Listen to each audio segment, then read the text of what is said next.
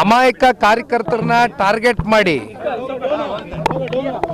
ಯಾರು ಈ ಪ್ರಕರಣದಲ್ಲಿ ಶಾಮೀಲಾಗದೇ ಇರತಕ್ಕಂಥ ವ್ಯಕ್ತಿಗಳು ನಿರಂತರವಾಗಿ ಕ್ಷೇತ್ರದಲ್ಲಿ ನಡೀತಾ ಇರತಕ್ಕಂಥ ಲೋಪದೋಷಗಳ ಬಗ್ಗೆ, ಸರ್ಕಾರದಲ್ಲಿ ಆಗ್ತಾ ಇರತಕ್ಕಂಥ ತಪ್ಪುಗಳ ಬಗ್ಗೆ ಎತ್ತಿಡಿದು ಮಾತನಾಡ್ತಕ್ಕಂಥ ಕೆಲವೊಂದಷ್ಟು ವ್ಯಕ್ತಿಗಳನ್ನ ಟಾರ್ಗೆಟ್ ಮಾಡಿ ಇವತ್ತು ಅವ್ರನ್ನ FIR ಹಾಕಿ ಇವತ್ತು ಸುಮೋಟೋ ಕೇಸ್ ಹಾಕ್ತಕ್ಕಂಥ ದೊಡ್ಡ ಅಪರಾಧ ಇವತ್ತು ಯಾರು ಏನು ಇಲ್ಲಿ ಮಾಡಿಲ್ಲ. ತಮ್ಗಳಿಗೂ ಗೊತ್ತಿದೆಯಣ್ಣ ಮಾಧ್ಯಮದವ್ರಿಗೆ.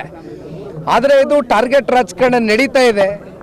ಇದಕ್ಕೆ ಪುಷ್ಟಿ ಕೊಡ್ತಕ್ಕಂಥದ್ದಕ್ಕೆ ಪೊಲೀಸ್ನ ಅಧಿಕಾರಿಗಳು ಕೂಡ ನಾನು ಆಗ್ತಾನೆ ಹೇಳಿದ್ದೀನಿ, ದೇಶದ ಕಾನೂನು ಸಂವಿಧಾನಕ್ಕೆ ಬದ್ಧರಾಗಿ ಇವತ್ತು ಪೊಲೀಸ್ನ ಅಧಿಕಾರಿಗಳು ವರ್ತನೆ ಮಾಡಬೇಕಾಗಿದೆ. ಆದರೆ ವಿಪರ್ಯಾಸ ಸರ್ಕಾರದ ಕೆಲವೊಂದಷ್ಟು ಜನಪ್ರತಿನಿಧಿಗಳ ಒತ್ತಡಕ್ಕೆ ಮಣಿದು ಇವತ್ತು ಇಂಥ FIRಗಳು ನಡೀತಾ ಇದೆ. ಅಂದರೆ ಒಂದು, ಇವ್ರು ಯಾರಿಗೂ ಕೂಡ ಇಲ್ಲಿ ಜೈಲಿನ ವಾತಾವರಣ ನೋಡ್ತಕ್ಕಂಥದ್ದಕ್ಕೆ ಯಾರು ಅಂಥ ಸಂಸ್ಕೃತಿಯಿಂದ ಬಂದಿರತಕ್ಕಂಥವ್ರಲ್ಲ, ಅಂಥ ಹಿನ್ನೆಲೆ ಬ್ಯಾಕ್ಗ್ರೌಂಡಿಂದ ಬಂದಿರತಕ್ಕಂಥವ್ರು ಯಾರೂ ಇಲ್ಲ.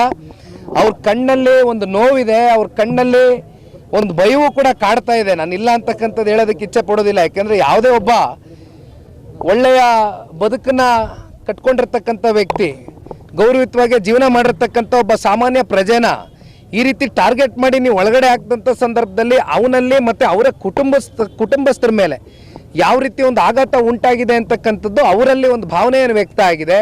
ಹಾಗಾಗಿ ಇವತ್ತು ಅವ್ರಿಗೆ ಭೇಟಿ ಮಾಡಿ ನಮ್ಮ ಶಿಡ್ಲಘಟ್ಟ ರವಿ ಅಣ್ಣವರು, ಈ ಭಾಗದ ಶಾಸಕರು ಮತ್ತು ಮಾಜಿ ಶಾಸಕರಾಗಿರ್ತಕ್ಕಂಥ ಕೃಷ್ಣಾಡಿ ಸಾಹೇಬರು ಸೇರಿ ಅನೇಕ ಜನ ನಾವು ಮುಖಂಡರು ಬಂದು ಅವ್ರಿಗೆ ಧೈರ್ಯವನ್ನು ತುಂಬಿದ್ದೇವೆ. ಅವ್ರ ಮನೆಗಳಿಗೆ ತೆರಳ್ತೇವೆ, ಅವರ ಕುಟುಂಬದ ಸದಸ್ಯರ ಜೊತೆನೂ ಕೂತು ಚರ್ಚೆ ಮಾಡ್ತೇವೆ.